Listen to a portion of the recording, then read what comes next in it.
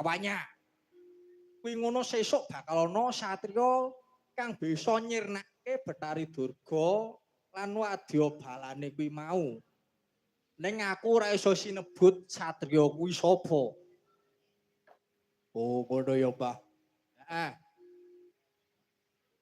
Aku mulai ayo takon, sebabe ngopo lak ya serti to? Durung ngerti, Mbah, sebabe aku kok ora iso melu Baratayuda kuwi ngopo. Lah nek melu Baratayuda ora perlu mbedina-mbedina. Kepareng 20 menit wae Kurawa wis entek kok pateni kabeh. Ngono. Merga kasektenmu kuwi ora tinimbang bobote saka para Kurawa-Kurawa kae. Ngono Raden Antasena. Oh ngono, Mbah. Baru nak tekon meneh. Tekon apa? Saiki arep tekon. Bedane soto karo siti kuwi apa? Sing enak, sing enak. Aku gak nek pangsulan kuwi.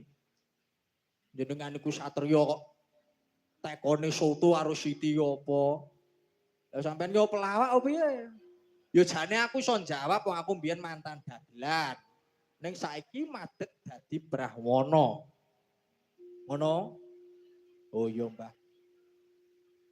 Saiki aku bakal tekon tenan. Wong urip kuwi janjane piye to, Mbah? Nek miturut Mbah Sabdawala. Urip kuwi ana perangan. Ya kuwi lahir, netepi kewajiban lan mati. Wis cukup ora usah werna-werna, ngono. Lahir nek wis dilairake ana ing alam padang kuwi wis tak kandhake karo Anoman mau, ya kuwi kudu manut karo kodrat sing wis ditulis dene Gusti sing gawe padanging jagat. Nek dadi lurah ya dadi lurah sing apik, nek dadi camat ya dadi camat sing apik, nek dadi panjak ya dadi panjak sing apik. Ngono.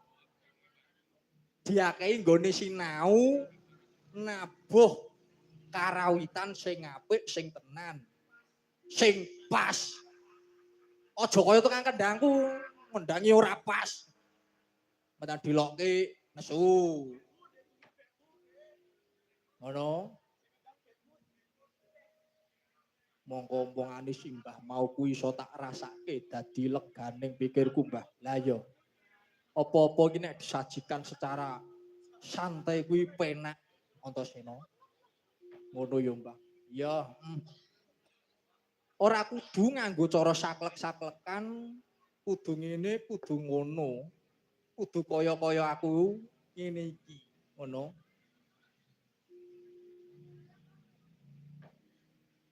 Lah saiki ngene. Gandeng sawetara wis suwi anggone jagongan kepara Raden Antasena karo Anoman tak omongi iki sedelok kas ana dayoh. Lho. Dayoh apa wae? Kowe wong loro ora usah kudu ngerti. Kae ana tak cepaki sekak karo kertu remi kowe mlebu jero kono. Ya, Mbah. Aku mung menut wae. Ya kono. Mlebu jero kono. Sigra-sigra pernama kanca. Sigra ngraget nawang sasongko.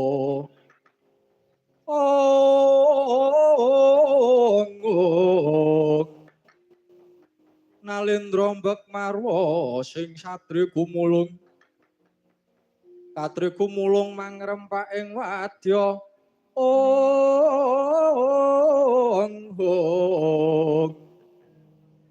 Kura kurda reh kagiri pro nanggana gawe gelar